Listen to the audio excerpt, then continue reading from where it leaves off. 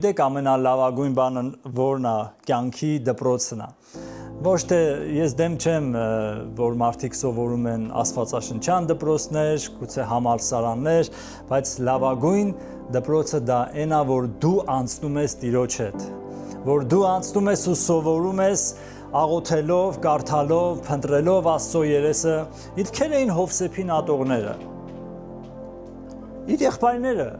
Գիտեք շատ ժամանակ, եթե դու փնտրում ես քեզ ատող, հերու, ինչ որ հարևանը, այն մյուս ուրիշ երկրից, չէ, փնտրիր մոտիկ տեղերից։ Հարազատը, բարեկամը, ով է մեզ ամենաառաջի ոտքից տակին է որ խփողը, գցողը։ Մեր ընկերները, մեր բարեկամները, հարազատները, գուցե ընտանիքի անդամները, ամենասարսափելի եւ շատ դժվար վերականգնվող վիճակը նա է, որ դու քո կյանքի մեջ ուտում ես հարված, ստանում ես հարված այնպիսի մեկից, որ երբեք չէիր սպասում, որ այդ անձնավորությունը քո հանդեպ այդպես կվարվի։ Աստված Հովսեփի հետ էր։ Հովսեփին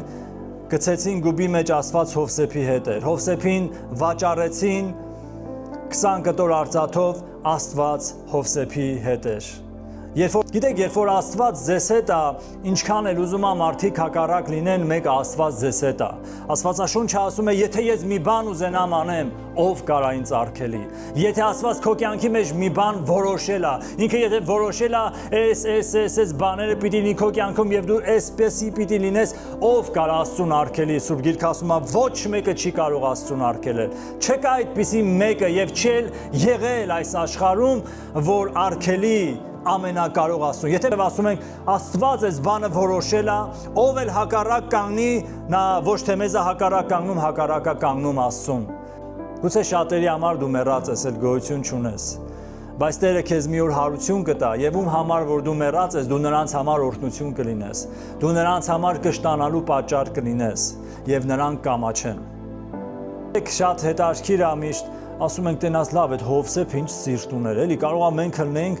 պատկերացրեք դուք դարել եք մի հատ պաշտոնի Եգիպտոսի կառավարիչ եք ու հանկարծ նայում եք ձեր եղբայրները, որոնք ձեզ չեն ճանաչում, որովհետև տարիներ անցել է, ոչ մեկը չգիտի, որ Հովսեփն է, իրանց եղբայրն է, եկել են, խոնարհվել են եւ հաց են ուզում։ Մենք ինչ կանենք այդ ժամանակ։